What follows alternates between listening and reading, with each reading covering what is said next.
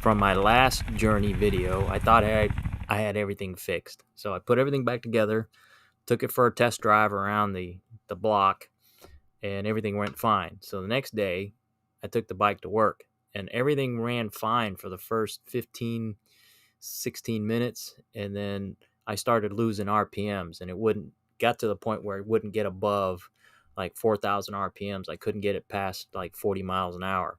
So when I got to work, I looked up online what the problems were, and I kind of narrowed it down to a problem with the ECU. Some people were saying that the ECU got hot, and that what they did was they put more shielding around the ECU, or they relocated the ECU, and so that's where we're at now.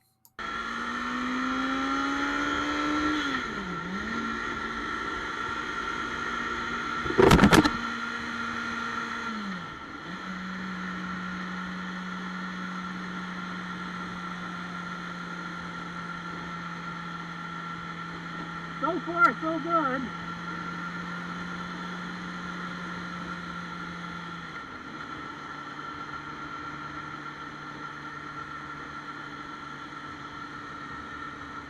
"15 minutes later."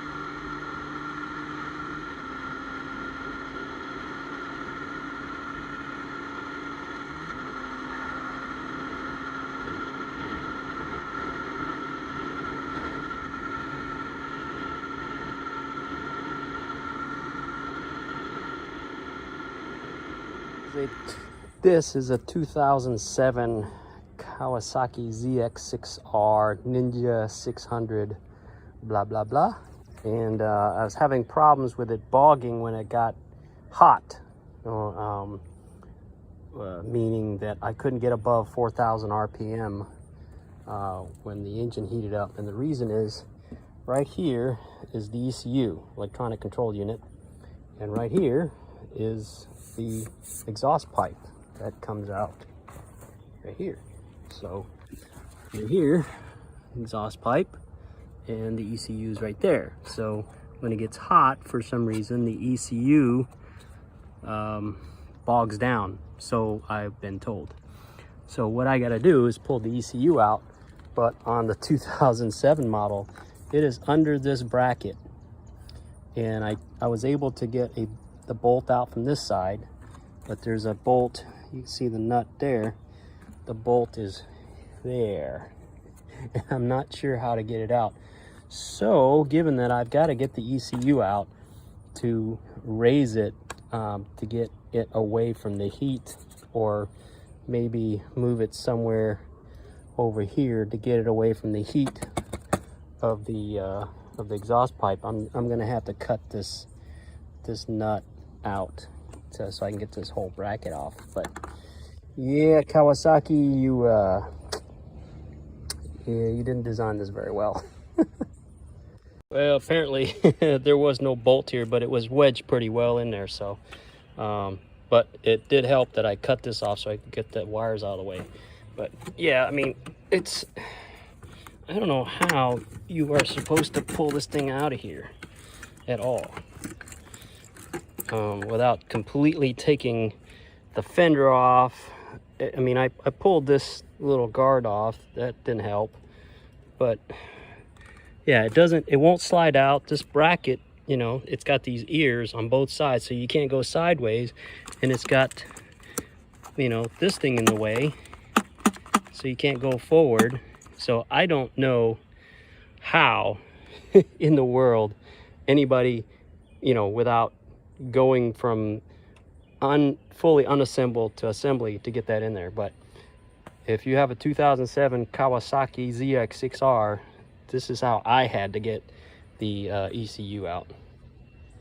It gets even worse. I can't get the ECU out this way, and I can't flip it up because it's too wide for this opening. So what I had to do was I had to pull down on this plastic cover thing and then slide it out sideways. So there you go. That is how you remove the ECU on a 2007 Kawasaki ZX6R Ninja 600. Good Lord. All right, here's another problem I found with my 2007 ZX6R. These are the upper secondary injectors. They're not supposed to come on until you hit like 8,000 RPM. The problem is they're open. They're open when you turn the key on. Let me set it here so you can see. Let's see, let's set it like that. You'll see that injector there spray out when I turn the key on, which is not supposed to do.